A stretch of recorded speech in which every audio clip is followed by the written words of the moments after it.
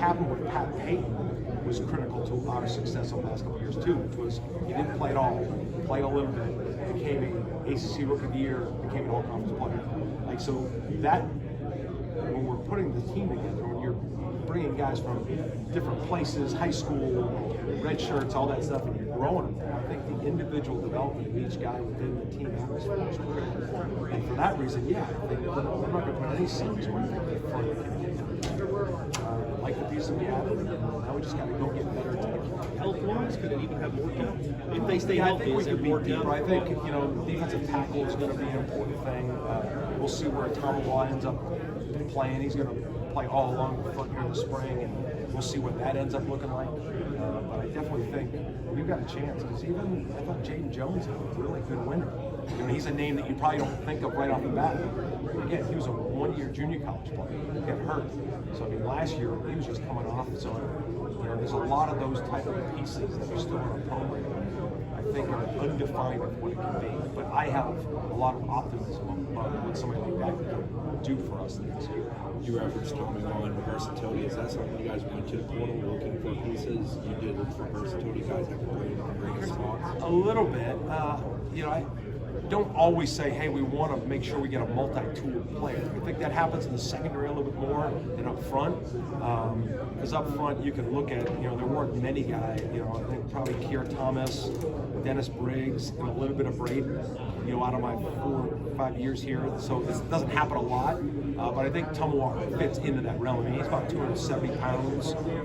We think he runs well enough to play on the edge, but I think he's got enough stuff to play the A and B games too. Pat's added 15 pounds. How beneficial is it to get bigger? Why did you guys want him to get bigger? Well, I think that's just a natural progression. He's still a young man.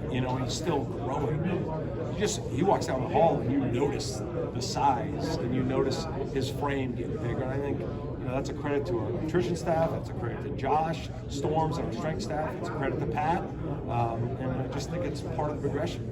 Look what Josh Farmer's done with his body. He's bigger than he was last year. And he's moving just as well. So I just think it's part of the development for him. Linebacker DJ Lundy obviously made the decision after going to the portal to return. What has he been like since he returned? What has he told you guys he wants to improve upon as he enters his final year? DJ has had his best offseason, but he should. He's going into his later years of his career. I think DJ's taken a lot of steps from a leadership standpoint. I think Tatum and D'Lo really helped that with him, because he was really part of that group last year with those two. They were all played. It didn't matter which 2 of those 3 were in the game. They're all playing.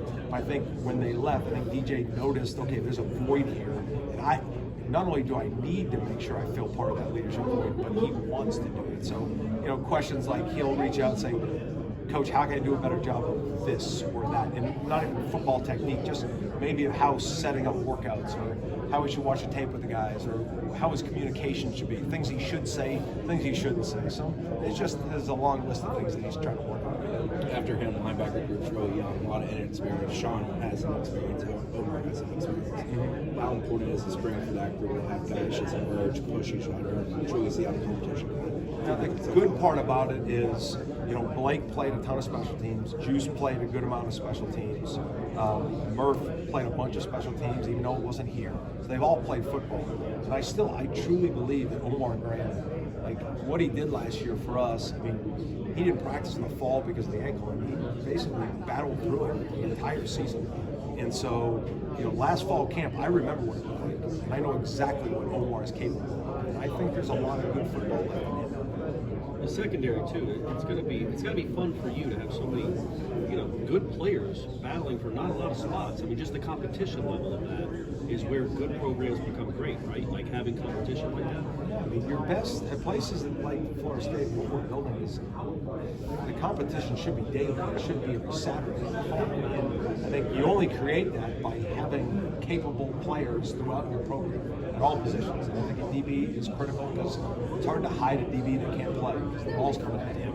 So you better make sure they all check the boxes. And obviously you can just look at it. We've a lot of good length, guys that can run, guys that can play the ball, guys that can tackle. We're seeing that now. The depth showing up, especially at safety. Conrad, Ashland, KJ Kirkland, like all those names are like true freshmen. Some of them help, some didn't. Now they're going into their second year, and now it's like, okay, now we have some depth at that position. Yeah, we've got a lot of good players in secondary, but they got to go play. This is what the spring's going to be for. And obviously, Azarie and Fintrell have played a lot of football for you last year. They're penciled in. I know it's penciled in. There's competition, but you figure they're going to be playing a lot if they're not starting. They should. Who else at corner can be into that rotation? Would you like to have 4 or 5 guys? Last year we played 3. Yeah. And most of the time you're going to at least play 3. But like look at what we did last year. We took Azarie, who was our 3rd corner. We started him at down so that we could create that role on 3rd down. Now, some games he played more than Fintrell because he was the hot hand, the matchup was good, he played more. I think you're always trying to find that next piece. So I mean, obviously all the freshman corners that we signed this year are going to be in the corner. But from last year's class, Darius Jones, Edwin Joseph, Jabril Rawls, add to that mix. They're all vying for reps. We will use Edwin and we will use Jabril some at nickel. Because I do think it helps grow those guys. Just like, we used Renardo Green at nickel last spring. He didn't play a rep of it in the fall, but it helped him when corners were over in some other packages, or you never know when those things can show up. I think it helped his development. And obviously, look what it did for Jaden. How do you see Earl fitting into the secondary? We're going to start him at, the position he's going to work with immediately is going to be nickel. So that's what we see him playing. I think there is some multiplicity that he could add to it.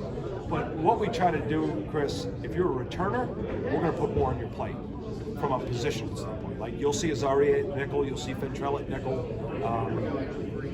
Earl will probably leave him at nickel for the most part. Greedy, we can kick out a little bit of corner, but Earl will pretty much leave in one spot here in the spring and get comfortable there. What is it about Earl that makes him appealing? I thought he was one of the best high school players I've ever seen on tape play DB.